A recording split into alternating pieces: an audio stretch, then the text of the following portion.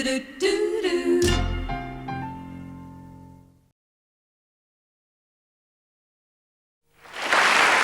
very, very successful... Welcome back. It's been very, very successful, the comedy club at the Hilton. It started in Melbourne, as I mentioned to you, a couple of weeks ago, and obviously each of the Hiltons in Australia will have to pick up on this. And especially, I think, a lot of the credit can go to the first guest comedian for the comedy company. She was with us a couple of weeks ago on the show, and once again, tremendous reaction. It'll be beautiful to see her again. Please welcome again, Rita Rudner.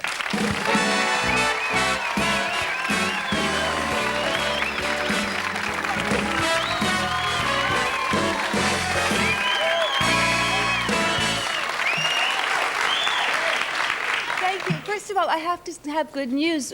We've sold out at the Comedy Club at the Hilton. Yes, and we've added an extra show at the Melbourne Concert Hall August 5th. So we're real excited about that. You're going to play Sydney this trip? Yes, I do. I do Club Kakadu August... No, the wrong month. I said July 26th to the 29th. And also, I was upstairs and I heard it was your birthday. Yeah, on Sunday. I know, and I didn't really have time to go out shopping or anything, but here's just a little something. Oh, thank you. That's lovely. Just my brand, too. Nothing like a good old lift. Well, you've been here for, what, 10 days now. Have you recovered from the flight yet? Yeah, but it's a longie. It really is. And you know, this is just something you should never do. Never start up a game of peekaboo with the child sitting in front of you on a long trip, because this has no ending, this game. Really, the kid turned around. I finally just grabbed him by the bib. I said, look, it's always going to be me. You know, halfway here, I got smart and switched the game to hide and seek, so he spent the rest of the trip in the overhead rack. And it's a frightening flight, because, you know, that awful thing that happened with United? You know, I used to think, oh, I hope we don't crash. Now I think, don't lean against the window. And I was always suspicious of the oxygen masks anyway. You've seen those masks, yes? Don't they look flimsy? I don't really think those are oxygen masks. I think those are more to just muffle the screams. Have you been busy here in Melbourne? Yeah, I've been really busy. I love shopping. That's a female thing. Do you like shopping? Yeah, I do. You do? Well, you do. I do. Most men like cars, women like clothes. I only like cars because they take me to clothes. Makes sense to me. Yeah, and I find something strange that wherever you go, sales ladies have the same lines. Really, I'm sure you've all heard it. They go, this looks much better on. On what? On fire? And the shoe salesmen, they've also got the same lines. They always go, buy these shoes. They'll stretch. Have you heard that? It's true, so I true. know. I just go, take this check, it'll bounce. Do you like spending money? I'm a terrible money spender. My last credit card bill was so big before I opened it, I actually heard a drum roll.